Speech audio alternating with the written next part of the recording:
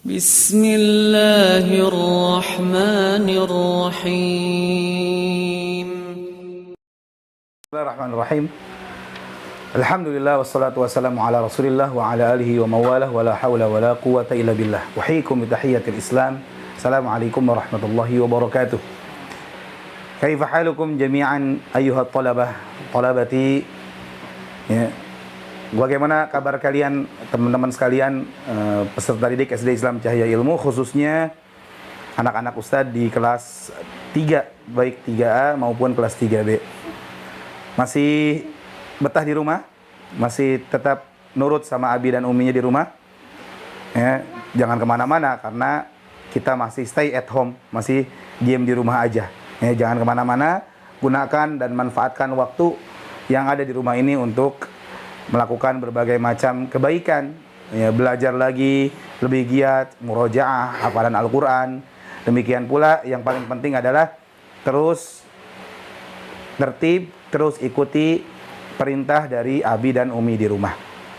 Taib, teman-teman sekalian, insya Allah pada perjumpaan kita yang berbahagia ini, kita akan melanjutkan pelajaran akidah akhlak kita, yang mana di halakoh ini kita membahas dari buku Pendidikan Tauhid. Oleh karena itu silahkan sebelum kita mulai buka dulu buku Pendidikan Tauhid, yaitu pelajaran yang kelima, halaman ke-70.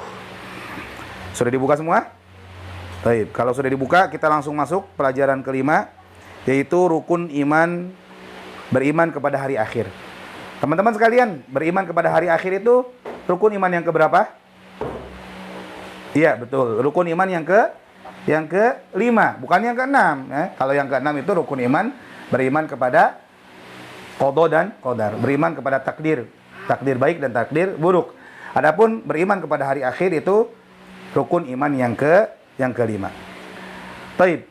Apa itu beriman kepada hari akhir?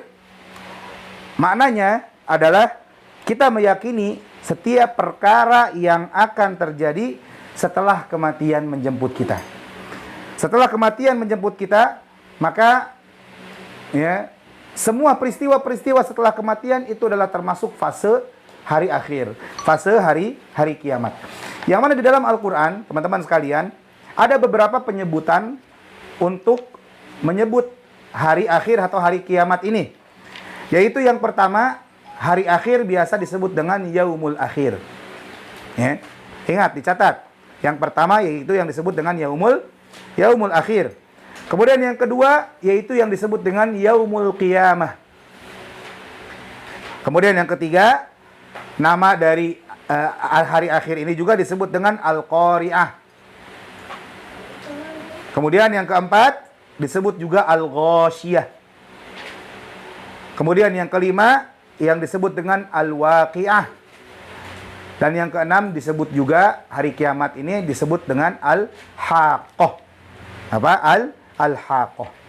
Nah, ini nama-nama yang perlu kita ingat, yang perlu kita hafalkan untuk menyebut nama-nama dari hari kiamat yang Allah Subhanahu wa taala sebut hari kiamat dengan nama-nama tersebut. Taib. Yang mana kita wajib untuk beriman kepada seluruh peristiwa yang terjadi setelah kita mati. Setelah manusia mati, sampai Allah Azza wa Jalla memasukkan hamba-hambanya yang beriman ke dalam surga, dan Allah masukkan orang-orang yang kafir ke dalam neraka. Dalilnya firman Allah Subhanahu wa taala dalam surah Al-Baqarah. Ya. Ayat yang keempat Allah berfirman, "Wabil akhirati hum yuqinun." Ciri orang yang beriman adalah orang-orang tersebut mereka yakin akan adanya kehidupan akhirat. Nah, di antara perkara, teman-teman sekalian, yang akan terjadi setelah kematian, setelah Allah Subhanahu wa taala mencabut nyawa dari raga manusia, setelah manusia yang mati tersebut dikebumikan oleh keluarganya, oleh sanak familinya, oleh kerabatnya ke dalam liang kuburnya, setelah para saudaranya, karib kerabat, tetangganya, teman-temannya, ustad-ustadahnya, kawan-kawannya, murid-muridnya, semua mereka sudah pergi meninggalkan kuburan dari orang tersebut, maka datanglah dua malaikat yang bertanya kepada mereka, kepada orang-orang tersebut yang ada di dalam liang kubur. Dua orang ini dua malaikat ini akan mendudukkan orang yang telah mati ini, orang tersebut. Kemudian dua malaikat ini akan bertanya tentang 3 pertanyaan. Yang mana 3 pertanyaan ini sudah dihafalkan oleh teman-teman mulai dari kelas 1. Apa 3 pertanyaan ini? Yaitu yang pertanya, Man Rabbuk? Siapa Rabbmu? Siapa Tuhanmu? Maka orang yang beriman dia akan sangat mudah mengucapkan, sangat mudah menjawab pertanyaan tersebut. Dia akan menjawab, Rabbi Allah. Rabbku adalah Allah. Ya. Kemudian ketika dia ditanya dengan pertanyaan kedua, Wa madinuk? Apa agamamu? Maka orang tersebut akan menjawab dengan jawaban yang pasti, dengan jawaban yang teguh. Dia jawab, Dini al-Islam. Agamaku adalah Islam. Dan kemudian ditanya dengan pertanyaan ketiga oleh dua malaikat ini. Maka dua malaikat ini bertanya, Wa man nabiyuk? Siapa nabimu?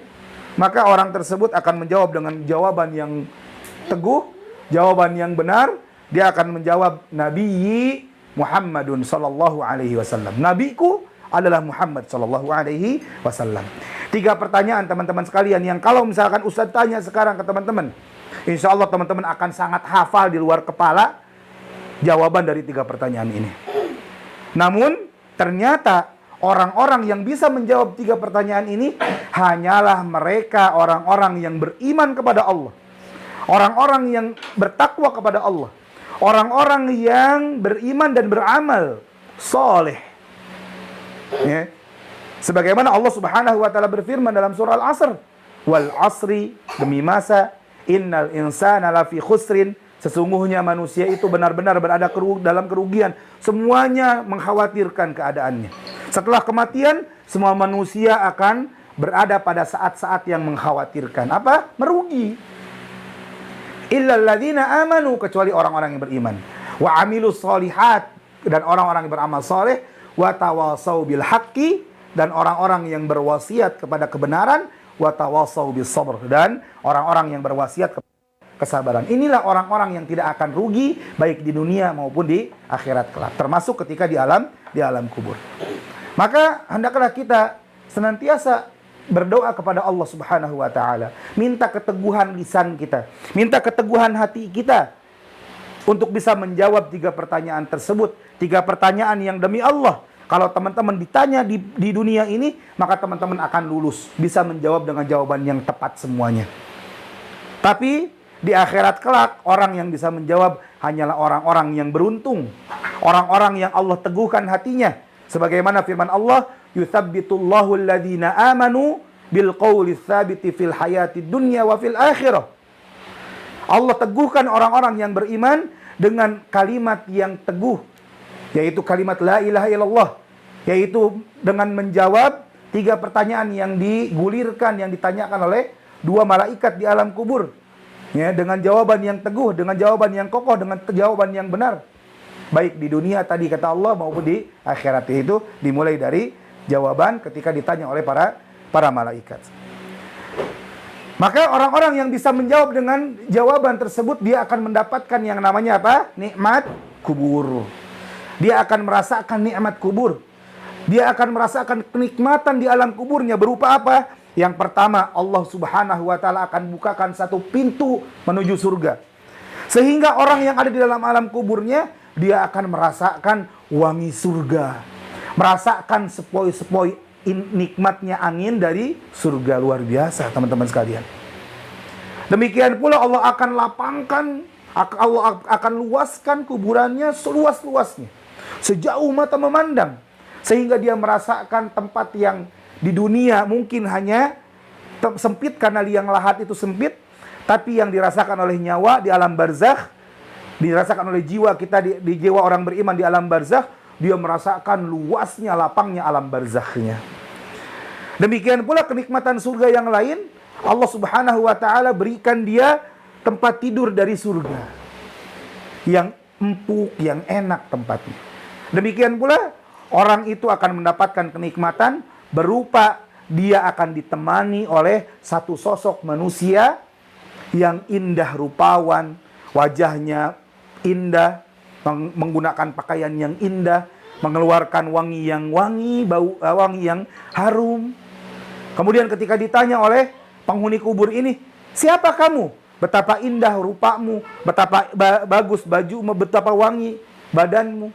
Maka orang ini berkata, ana amalukas soleh. Aku adalah amal solehmu. Maka orang yang beriman, di antara kenikmatan di dalam alam kubur, dia akan ditemani dengan sosok yang indah rupawan. Sehingga dia akan antusias untuk bisa segera berjumpa dengan Allah. Antusias untuk bisa segera ditegakkan hari kiamat. Dia senantiasa berdoa, ya Allah, Allahumma, ya Allah Rabbi, aqimis sa'ah. Ya Allah, tegakkan hari kiamat. Hatta arji'a ila ahli wa mali. Sehingga aku bisa segera berkumpul dengan keluargaku dan bisa berkumpul dengan hartaku. Nah, ini orang yang soleh, teman-teman. Gimana orang yang kafir? Maka orang yang kafir juga sama. Akan didatangi dua orang malaikat ini. Dia juga akan bertanya dengan pertanyaan yang sama. Dia bertanya, man rabbuk? Ya. Maka orang kafir kesulitan menjawab. Orang yang banyak dosa kesulitan menjawab. Dia akan hanya bisa menjawab, la adri. Saya nggak tahu. Sami'tun nas yaquluhu faqultu. Aku mendengar manusia berkata dengan perkataan tersebut sehingga aku pun berkata, aku pun menjawab atau aku pun mengatakan kalimat tersebut. Akhirnya orang tersebut pun dipukul oleh malaikat. Ditanyakan dengan pertanyaan kedua, wa madinu, apa agamamu? Maka orang kafir ini pun tidak mampu untuk menjawab. Lagi-lagi dia jawab, la adri, sami'tun nas yaquluhu faqultu. Aku mendengar orang-orang berkata dengan demikian, maka aku pun berkata hal tersebut. Maka dipukul lagi, dihajar lagi, hancur luluh lantak semua tubuhnya. Kemudian Allah kembalikan agar orang tersebut merasakan siksaan lagi tersebut. Ya. Maka ditanya dengan pertanyaan ketiga, waman nabiyuk, siapa nabimu? Maka orang tersebut sama lagi menjawab dengan jawaban yang sama karena dia nggak tahu jawabannya. Ya, dia berkata, la adri, sami'tun nas yaquluhu faqultu. Aku tidak tahu, aku mendengar orang-orang dahulu berkata demikian, maka aku pun berkata. Seolah-olah dia seperti burung apa? Burung beo, teman-teman sekalian. Tahu burung beo? Burung beo itu adalah burung yang bisa mengikuti omongan orang ketika dicontohkan, tapi dia nggak paham apa yang diucapkan. Ini burung beo. Maka jangan sampai kita mengucapkan kalimat yang kita nggak pahami, nggak kita yakini dan nggak kita imani, sehingga seolah-olah kita seperti burung beo.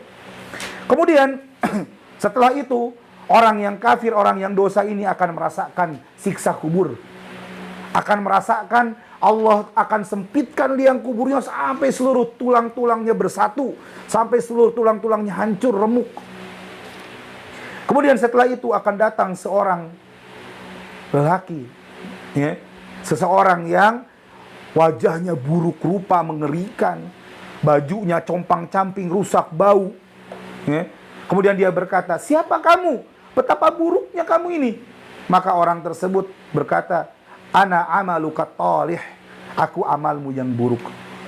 Maka termasuk siksa kubur yang mengerikan adalah seseorang berada di kegelapan kuburannya, menunggu hari kebangkitan, hari kiamat, dalam keadaan dia ditemani sesosok makhluk yang wajahnya mengerikan.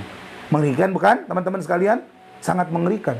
Belum lagi dia diberikan kasur dari neraka.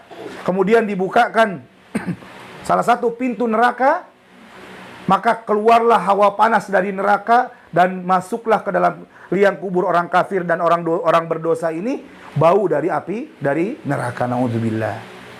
Kemudian setelah itu tidak sampai di situ, ikhwatal iman, teman-teman sekalian, rahimani wa rahimakumullah. Ketika Allah memerintahkan malaikat Israfil untuk meniupkan sangkakala, ditiuplah sangkakala sampai seluruh alam semesta ini hancur. Kemudian dengan tiupan yang kedua, seluruh manusia akan bangkit dari kuburannya masing-masing.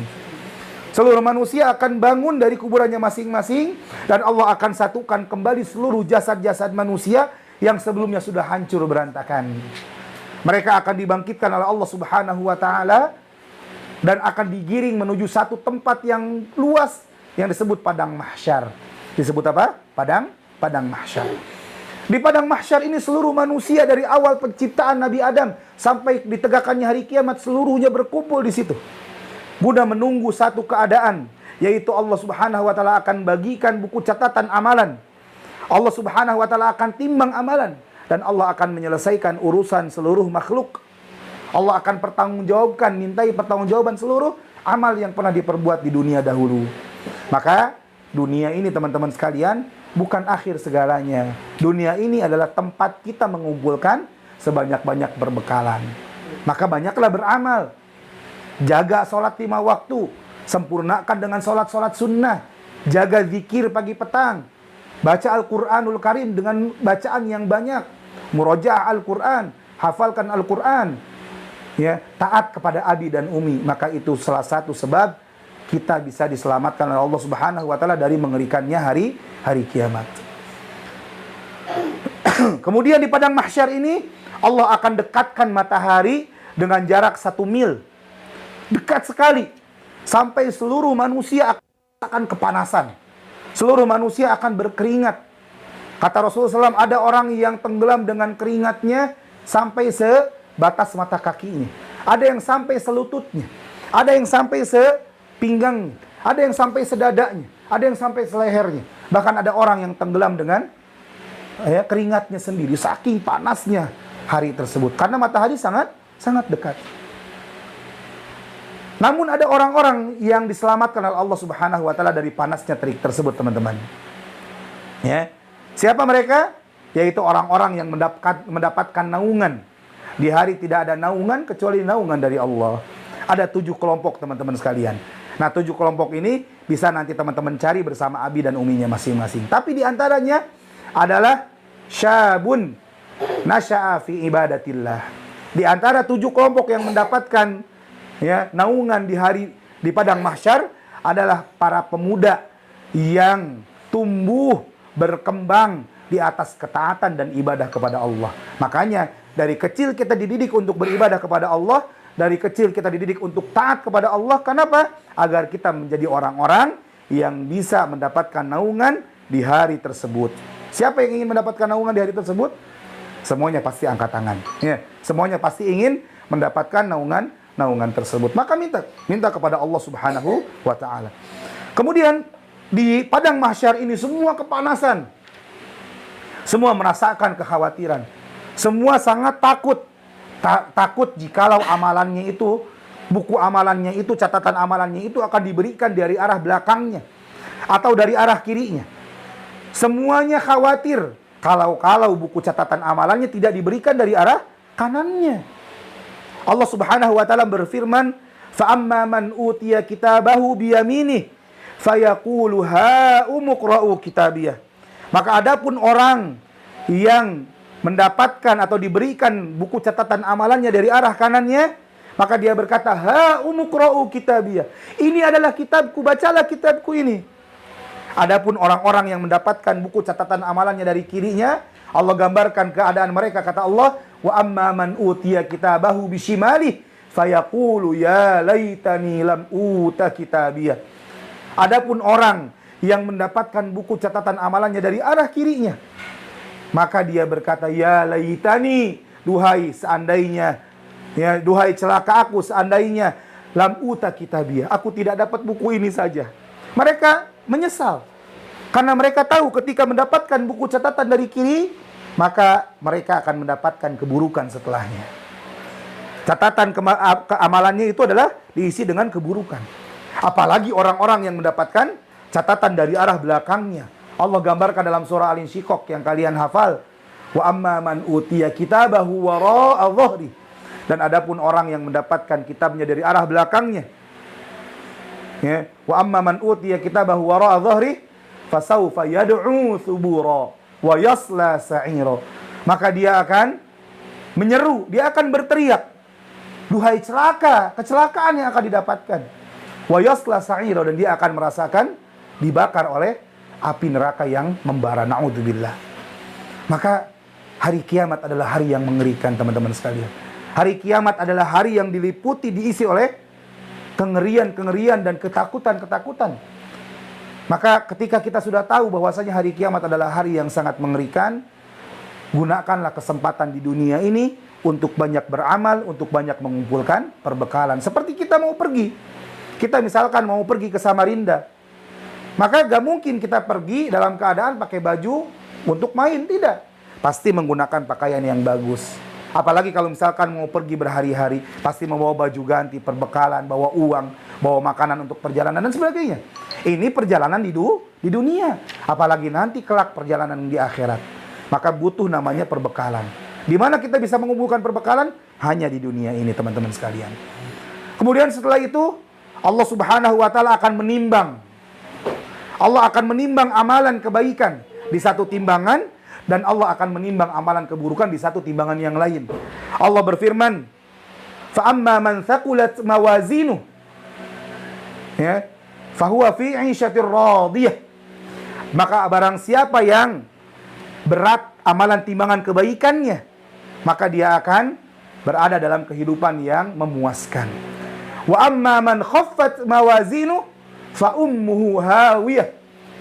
Maka sebaliknya, kalau ternyata amalan kebaikannya itu lebih ringan, lebih berat amalan keburukannya, fa ummuhu hawiyah. Maka tempat kembalinya adalah hawiyah. Wa ma adraka ma hiya? Apa itu hawiyah? Narun hamiyah. Hawiyah adalah api yang menyala-nyala. Na'udzubillahi minan nar. Maka banyak-banyaklah berdoa teman-teman sekalian agar Allah menjauhkan kita dari panasnya api neraka kelak di akhirat.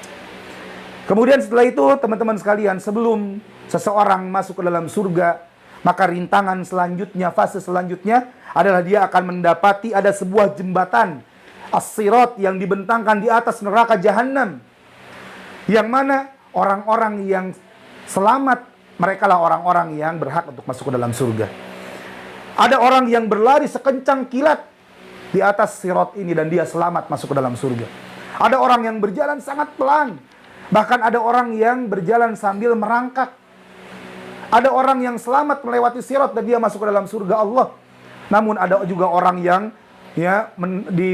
ada orang yang terkait oleh kaitan yang dilempar dari dasar neraka.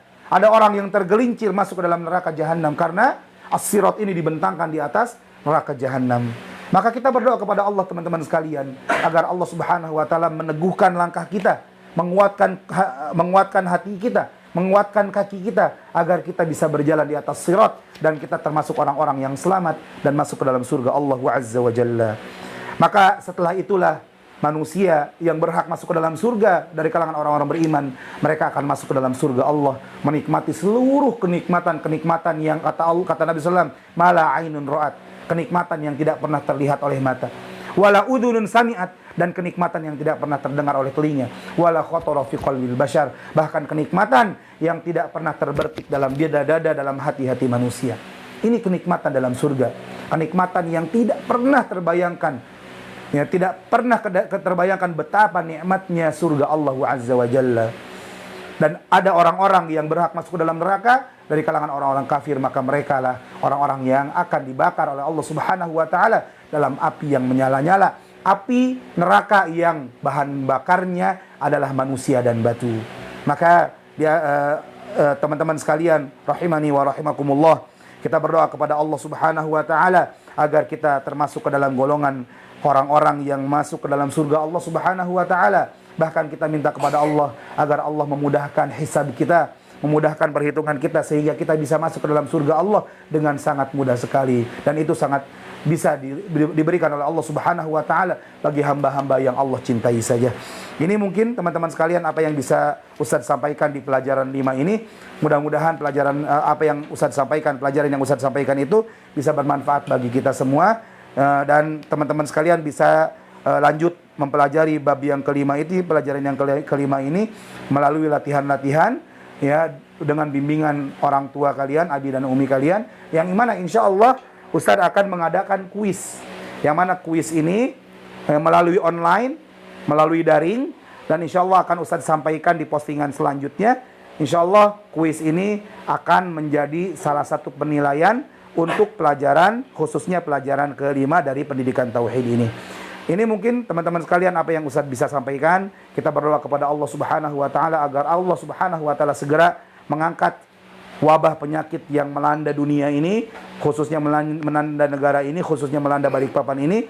Ya, kita berdoa kepada Allah agar Allah mencabut dan menghilangkan wabah ini dari kita dan dari kaum muslimin dimanapun mereka berada. Dan kita berdoa kepada Allah agar Allah segera mempertemukan dan mengumpulkan kita kembali di surga, di kelas kita, di sekolah kita yang kita cintai, yaitu SD Islam Cahaya Ilmu. Dan pastinya kita juga berdoa kepada Allah agar Allah mengumpulkan kita semua, abi, umi, teman-teman sekalian, dan juga ustadz, ustadzah, dan seluruh kaum muslimin di surga Allah Subhanahu wa taala yang luasnya seluas langit dan bumi. Hadanallahu wa iyyakum ajma'in. Kita tutup dengan doa kafaratul majlis. Subhanakallahumma bihamdika asyhadu an la ilaha illa anta astaghfiruka wa atubu ilaik wa akhiru da'wana anil hamdulillahi rabbil alamin. Assalamualaikum warahmatullahi wabarakatuh.